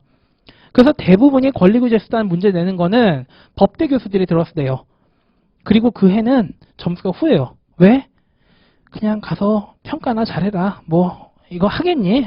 그냥 그러고 내겠죠. 그렇기 때문에 법대 교수들이 들어가서 이런 문제 낼 때는 권리구제 수단 체계를 잘 보여줘야 돼요. 무조건. 그래서 아무거나 그냥 뭐 갑자기 쓰는데 취소소송 생각나. 취소소송. 그 다음에 갑자기 취소심판이 생각나. 그 다음에 취소심판. 그 다음에 헌법소원. 헌법소원. 요렇게 쓰는 순간 여기 갔다가 저기 갔다 여기 갔다 이렇게 되잖아요. 그럼 어떻게 돼요? 그건 답을 맞춰도 답안지에서 좋은 인상을 못 줘요. 아시겠죠? 그러면은 자동스럽게 어떻게 된다? 점수가 낮아진다. 이 얘기죠. 결과제거 청구 가능성 보시죠. 자, 결과제거 청구 가능성은 위법한 공행정 작용으로 권리침해가 계속된다면 사실 상태를 제거할 수 있는 청구권이다. 요건의 맨 마지막 보시죠. 요건 써주신 다음에요. 자, 아까도 마찬가지죠. 지금 이 요건을 갖다가 각각 써주고 사안의 포섭을 하는 게 아니라 그냥 사안의 포섭을 해버리면 된다는 얘기예요. 자, 건축허가라고 하는 거는 법적 행위고 권력작용이다. 한 번에 쳐버리고 건축허가에 따른 완공으로 위법한 의뢰 재산권 침해가 판결 시까지 계속되고 있죠. 포섭을 해버리면 돼요. 이것도 오늘 집에 가셔서 책 맨 뒤에 보시면은 결과제거 청구권이 있어요. 요건이 엄청 길어요. 그거를 이렇게 쳐버리는구나 라는 감을 빨리 잡아야 돼요. 아시겠죠? 다만 건축물의 철거가 용이하지 않아서 원상회복의 가능성이 없기 때문에 국가배상 청구만 가능하다라고 써주시면 돼요. 그 다음에 로마자 5번 마지막에 보시면 뭐가 나오죠? 헌법소원 청구 가능성 나오죠? 이것도 마찬가지로 요건 쓰시고 한 번에 쳐버리면 되는 거예요. 자, 여기까지는 몇 점? 자, 6.5 곱하기 6 하면 몇 점? 39점. 앞에까지 39점이죠? 여기까지 있으면 몇 점? 40.5에서 41점이 되는 거예요. 아시겠죠? 그래서 목차 계산을 하고 들어가야 돼요. 요 목차 계산을 갖다 하고 나서 나중에 3, 4기 때는 어떤 연습을 하셔야 되냐면은 스탑워치를 뒤집고 해야 돼요. 스탑워치를 뒤집고 내가 지금 6페이지까지 지나가니까 지금 40분 정도 지났겠다. 목차 짜는 것까지 고려하면은 한 43분에서 45분 지났겠다 라고 하고 딱 시계 뒤집어 봐야 돼요. 근데 60분이 지났어. 다시 해야 돼요. 아시겠죠? 그래서 그 감을 길러야 돼요. 그 감을. 그러려면은 이론하고 법규는 무조건 이 목차 감각이 있어야 돼요. 배점 감각이. 아시겠죠? 쫙 썼어요. 다 썼는데 지금 이 1번 문제 하나 풀고 나니까 한 10페이지 썼다. 그러고 나서 시간이 39분? 40분? 미친 사람이죠. 안 된다는 얘기예요. 아시겠죠? 그래서 이론하고 법규는 무조건 이 배점 감각 없으면 힘들다. 이걸 알아두셔야 돼요. 지금 내용이 중요한 게 아니에요. 자, 그 다음 문제 보시면요. 문제 2번에 2번부터 할게요. 자, 보통 소송의 의의하고 특수성 쓰실 때 있잖아요. 의의 쓰시고, 자, 이런 제도의 어떤 특수성이나 이런 걸 쓸 때는요, 아무렇게나 생각나는 대로 쓰는 게 아니에요, 이것도. 이거는 예시다만 그냥 곧장 보시죠. 이건 보증서에 관련된 거니까. 자, 어떤 소송 제도가 있잖아요. 자, 그럼 어떻게 쓰는 거냐. 자, 이 제도의 성질이 뭔지, 그 다음에 어떤 취지가 있는지, 물론 이제 의의를 써야겠죠. 자, 요걸 쓴 다음에 어디로 들어가요? 자, 요 소송이 소송요건 단계에서는 어떤 특이한 점이 있는지, 본안 판단에서는 어떤 특이한 점이 있는지, 마지막으로 뭐 판결로는 어떤 특이한 점이 있는지, 요렇게 소송의 단계로 보여주는 게 제일 좋아요. 아, 이게 뭐 법률 관계를 대상으로 했고, 그 다음에 뭐 판결을 할 때는 뭐 정당 부상에 확인을 해야 된다. 이렇게 기억나는 대로 쓴다 그래서 답안지가 좋은 점수가 나오는 게 아니라고요. 체계를 잡고 쓰는 걸 연습을 하셔야 돼요. 아시겠죠? 그리고 제일 중요한 건 뭐예요? 몇 점짜리예요? 20점짜리죠? 자, 그러면 20점짜리 아무렇게나 채울 수 있어요. 보상금 증감 청구 소송 가지고. 자, 그런데 습관적으로 내가 8개에서 10개를 갖다가 이 4등분에 맞게 써야겠다라고 생각을 하면 그 사람은 어떻게 돼요? 목차를 갖다가 배점을 타이트하게 내가 줄여서 써야겠다 생각을 할까요? 아니면은 그냥 20점 생각하면은 아, 내가 이제 채워봐야지 이러고 들어간단 말이에요. 그러면 생각나는 대로 써요. 그럼 어떻게 돼요? 10개 넘어가고 12개 넘어가고 20점짜리 문제를 30점으로 푸는 거예요. 30점으로. 아시겠죠? 여러분 요 20점하고 30점 차이가 몇 점? 목차 4개만 더 쓰면 30점으로 가는 거예요. 목차 4개만 쓰면은 10분이 날아간다고. 10분이. 아시겠죠? 그렇기 때문에 요렇게 생각을 하게 되면은 8개에서 10개 굉장히 타이트하게 써야겠다라는 생각을 할 수밖에 없어요. 요 연습을 하셔야 돼요. 요 연습을. 아시겠죠? 자, 첫 번째 문제 이제 보시죠. 두 번째.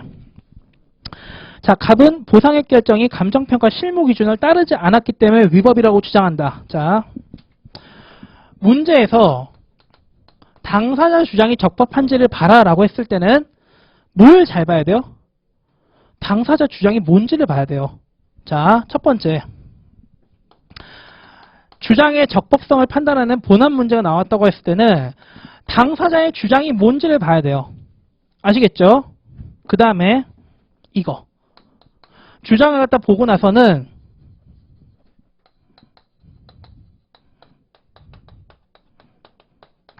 이걸 찾아내야 돼요. 결론이 어디서 나뉘고 있는지를 찾아내야 돼요. 이걸 찾아내야지만 그 논점을 맞춘 거예요. 아시겠죠? 자, 봐봐요. 얘의 주장이 뭐예요? 자, 실무 기준은 안 지켰대요. 이게 논점이죠. 자, 찾아냈어요.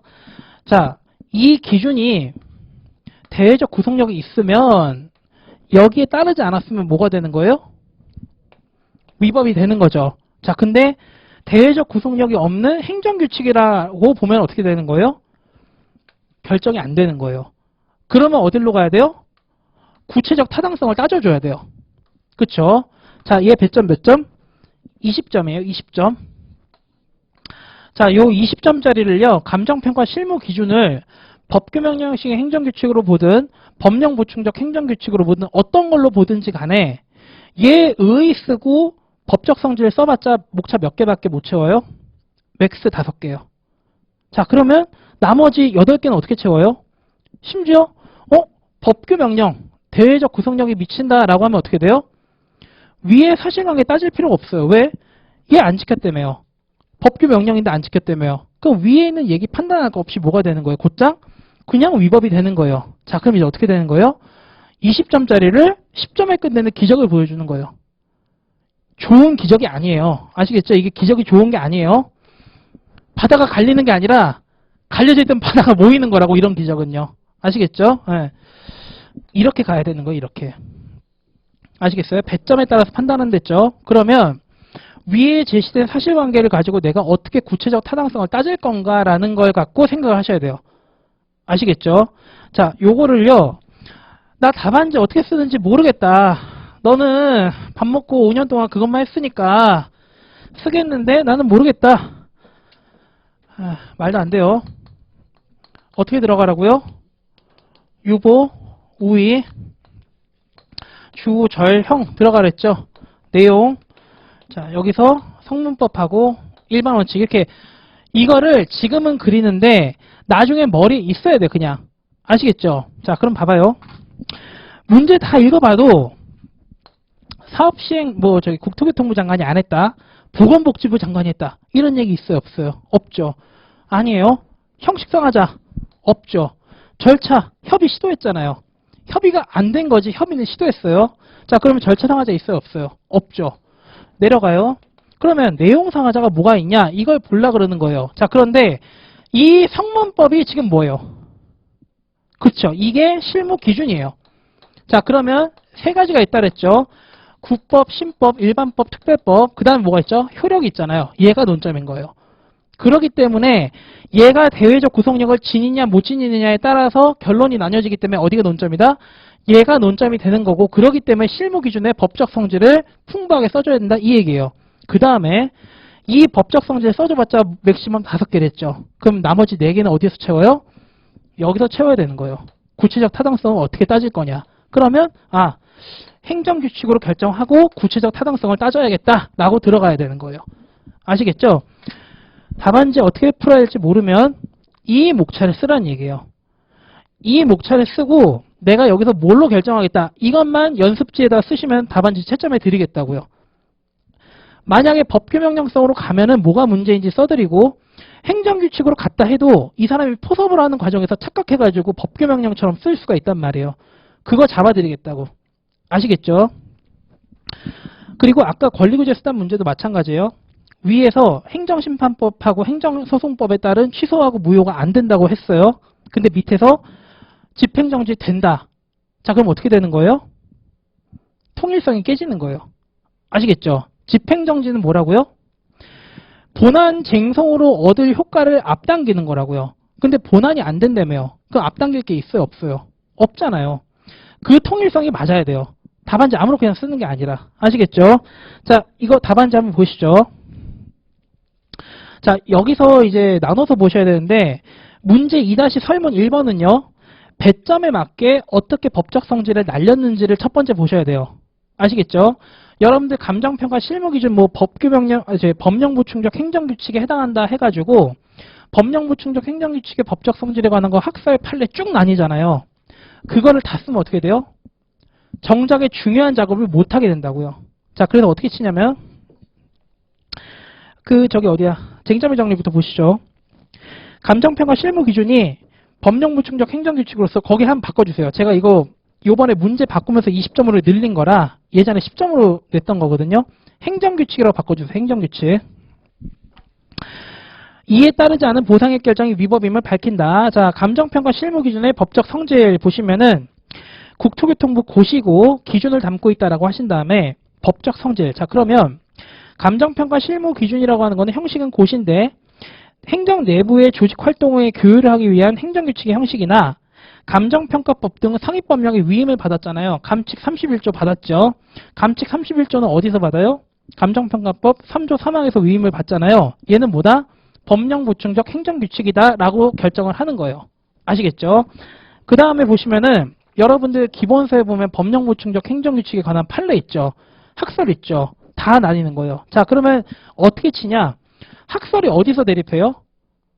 법규명령이라고 하는 거는 엄격하게 재정 형식을 갖춰야 된다 해서는 아니잖아요. 그게 몇 조? 헌법 75조, 95조에서는 아니잖아요. 얘네들의 해석을 어떻게 하느냐에 따라서 견해가 대립된다라고 쳐버리는 거예요. 아시겠죠? 그래서 제가 여러분들 기본 강의 할 때 견해 대립이 될 때 어느 점에서 되는지를 외우라는 얘기가 그 얘기예요. 학설명이나 학설 자체를 외우는 게 아니라 얘가 지금 권리구제하고 법률 적합성을 다투는 건지 사익하고 공익을 다투는 건지 그 학설이 대립하는 그 점을 찾아야 돼요. 그래야지만 줄여서 쓸 수가 있는 거예요. 아시겠죠? 자, 여태까지 공부 헛했구나 이렇게 제 얼굴 표정이. 자, 우리 아직 개별법 많이 남아있어요. 아시겠죠? 네, 자, 판례는 행정규칙이라 하더라도 상위법령의 위임이 있고 법령 내용을 보충한다면 대외적 구성력의 법규명령 성질을 지닌다고 판시했다. 검토. 자, 저는요. 뭐야.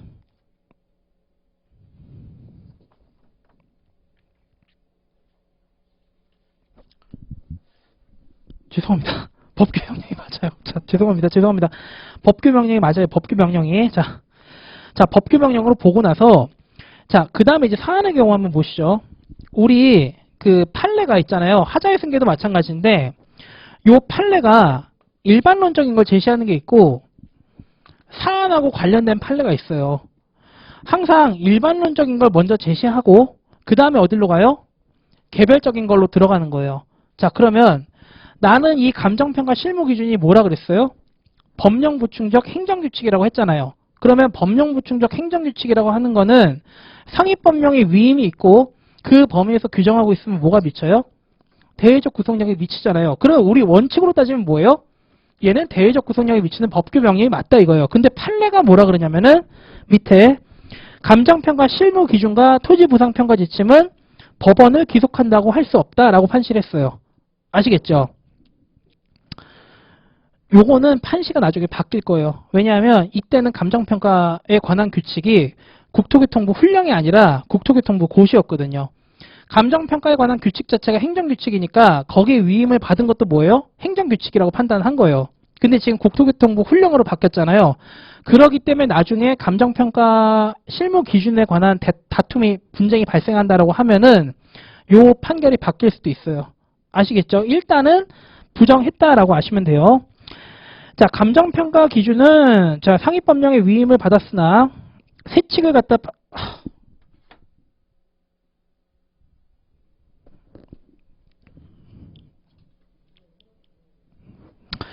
자, 죄송합니다. 자, 이거 다음 시간에 제가 답안지 다시 한번 제가 보내드릴게요. 아시겠죠? 네.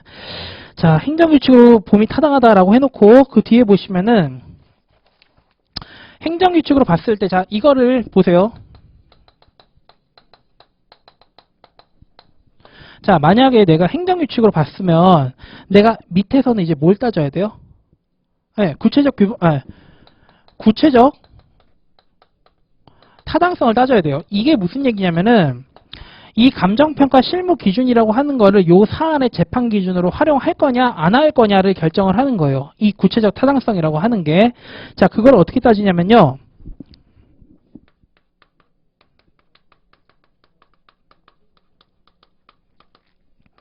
자, 관련 규정의 취지라고 하든가 제도의 취지라고 하든가 일반 원리를 갖고 분석을 하는 거예요. 아시겠죠? 자, 요 기준을 좀 잘 알아두세요. 관련 규정이나 관련 제도, 그 다음에 일반 원칙이 아니에요. 일반 원칙은 뭐에 관한 거죠? 처분에 관한 거잖아요. 일반 원리예요, 원리. 감정평가 이론의 원리라든가 감정평가 법령에 관련된 일반적인 이론을 얘기하는 거예요. 자, 토지보상법 제70조 1항 2항 보시면요. 해당 규정은 토지보상액을 산정할 때 공시지가 기준법에 따라서 하도록 규정하고 있고 감칙 14조 제2항 2호에 보면요. 지가변동률에 대해서 세부적으로 규정하고 있죠. 원칙이 뭐예요? 용도지역별 지가변동률, 그 다음에 안 되면 어디로 가요? 이용상황별, 그 다음에 안 되면 어디로 가요? 평균 지가변동률로 간다고 규정이 되어 있잖아요. 이런 관련된 규정의 취지를 갖다 하나씩 쫙 써주는 거예요. 그 다음에 이제 이런 걸 봐야 돼요. 아라비아 숫자 2번 보시면요. 용도지역과 이용상황의 관련성이다 라는 거. 자, 이거는 이제 이론에 있는 얘기를 갖다 쓰는 거예요. 여기서 제가 일반 원리라고 하는 게 뭐냐면은 여러분들 실무에서 배운 거라든가 감정평가 이론에서 배운 애들 있잖아요. 이런 걸 갖다 쓰셔야 된다는 얘기예요. 나중에 우리 개별공시지가 관련된 문제 하나 제가 드릴 건데 그때는 통계치 있잖아요. 이런 통계치의 한계 같은 거 있잖아요. 이런 거 갖다가도 쓰는 거예요. 자, 거기 보시면 용도지역이라고 하는 거는 일정한 지역을 대상으로 정책 목적에 따라 설정되는 뭐다? 공법상 제한이기 때문에 가격 수준을 대변한다 이 얘기예요. 그런데 이용 상황은 뭐다? 개별 부동산의 특성을 반영하기 때문에 유사한 이용 상황이라 하더라도 필지별로 뭘 갖는다? 개별성을 지닐 수밖에 없다는 얘기예요. 자, 다시 말하면은 용도지역별 집가변동률을 적용하면은 객관성이 조금 더 올라간다는 얘기예요. 이걸 모르겠다 하면 어디로 가는 거예요? 그 다음에 이제 이용 상황별로 간다 그랬잖아요. 아직은 이용 상황별로 갈 필요가 없다는 얘기를 하려는 거예요. 자, 그 다음에 이제 로마자 3번 보시면 헌법상 정당 보상에 따른 갑의 주장의 구체적 타당성 여부. 자, 나왔죠. 자, 헌법 제23조 3항은 정당한 보상인데 그건 완전 보상을 개념으로 하고, 자, 밑줄 일반적인 이용 방법에 따른 객관적 가치 보상을 기초로 한다. 제가 여러분들 그 우리 손실 보상할 때 요 단어 잘 기억하랬죠. 주관적인 거 말고 객관적인 완전한 보상이다. 요 단어 잘 기억하랬잖아요. 그런 거를 여기다 써먹는 거예요. 아시겠죠? 자, 그럼 거기 보시면 이러한 규정 취지에 비춰볼 때 보상액 산정 시 재산권별 뭐가 유지돼야 된다? 형평성이 유지돼야 된다는 얘기예요. 자, 그러면 특별한 사정이 제시된 것도 없고 이용 상황을 기준으로 보상액을 갖다가 산정한 거는 합리적 사유가 없이 뭘 위반했다? 규정의 취지를 위반했다 이 얘기예요. 아시겠죠? 그렇기 때문에 뭐다? 이거는 위법하다라고 끝내면 되는 거예요. 자, 만약에 감정평가 실무 기준을 갖다가 법규명령이다라고 했으면은 뭐가 나올 필요가 없어요. 여기 있는 로마자 3번, 앞에 있는 로마자 2번, 1번 걔네가 다 나올 필요가 없는 거예요. 아시겠죠? 그냥 감정평가 실무 기준은 법규명령이기 때문에 여기에 위반했으니까 위법이다 하고서 어디서 끝나야 되는 거예요? 로마자 3번 시작하기 전에 끝나야 되는 거예요. 아시겠죠? 그러니까 답안지가 한 페이지가 날라버리는 거예요. 아시겠죠? 그래서 제가 여러분들이 법규명령성을 갖다가 쓰냐 행정규칙으로 쓰냐 이게 여러분들이 결정할 문제가 아니라고요. 거꾸로 이 문제를 거꾸로 10점으로 했다. 그럼 어떻게 해야 돼요? 완전히 줄여야 되는 거예요. 앞에서 이 법적 성질을 밝힌 것도 줄여야 되는 거고 여기서 구체적 타당성 날려버려야 되는 거고. 어떤 얘기인지 아시겠어요? 이게 배점에 따라서 여러분들이 이동을 해야지 기본서 보고 기본서에 법규명령서로 돼 있네? 그럼 또 법규명령으로 외워야지. 어느 책 보니까 행정규칙으로 돼 있어요? 그럼 또 행정규칙으로 외워야지. 이러면은 시험장에 들어가서 본인이 답안지를 요렇게 썼을 때 결과를 생각해야 돼요. 내가 이렇게 결론을 끌고 갈 때 내가 내가 요 라인으로 갈 때는 A라는 결론이 나올 거고 요 라인으로 갈 때는 B라는 결론이 나오겠다라는 거를 제가 얘기했잖아요. 구조를 잡아야 된다고. 이 구조를 잡아야 돼요. 이거를 잡아야지만 여러분들이 내가 요 결론으로 가기 위해서 알파가 필요하고 여기서는 알파가 필요 없겠다. 이렇게 해서 배점을 조정하는 거라고요. 근데 기본서를 연락에 외워요. 그러면 이 사람이 이 시험에 들어가서 이게 10점짜리로 나왔을 때 자기 기본서에 행정규칙으로 나와 있어요. 겁먹어서 법규명령서 써요? 못 써요? 못 써요. 자, 그럼 이제 어떻게 돼요? 행정규칙으로 결정하고 이상한 소리 쓴 다음에 행정규칙의 위반이라 위법이다. 이러고 나와요. 그러면은 어떻게 된다? 날아가는 거예요. 왜냐하면 이거 900명이 쓴 답안이 아니거든요. 아시겠죠? 무슨 얘기인지? 네, 그렇기 때문에 학설 제가 암기를 지금부터 하면 안 된다는 게 요 얘기예요. 여러분들 하실 건 뭐냐면은 권리구제 수단 책에 알아두시고 본안 판단 책에 어떻게 들어갔는지 이거 보여드렸죠? 이거대로 목차를 짜세요. 지금 오늘 첫째 시간 보여드렸으니까 다음 시간에 문제 낼 때는 이런 식으로 본안에 관련된 문제다라고 하면은 이렇게 목차를 써서라도 내란 얘기예요. 봐봐요. 지금 이제 여러분들이 오늘 알 거예요. 본인들이 풀었는데 뜨끔하다고요. 저 새끼 왜 내 얘기해? 왜 내 얘기해? 막 이럴 거란 말이에요. 그렇죠? 자, 그렇기 때문에 요걸 잘 잡아놓으세요. 요거를. 그리고 계속 얘기하지만 1기 때 요걸 연습을 해야지만 2기 후반부터 암기를 들어가요. 그러면 요 가지치기가 되는 사람이 쓰는 거랑 요 가지치기가 안 돼가지고 아무거나 쓰는 사람이랑 답안지 퀄리티가 완전히 달라진다고요. 아시겠죠? 그러니까 우리는 1기 때 이렇게 먼저 들어가야 돼요. 아시겠죠? 지금부터 암기하시면 안 돼요. 네. 다음 시간에도 오셔야 돼요. 7시까지 버텨봤는데 너는 안 되겠다. 이러고서 다음 시간부터 인강으로 듣겠다 하시면은 곤란해요. 일기는 꼭 들으세요. 수고하셨습니다.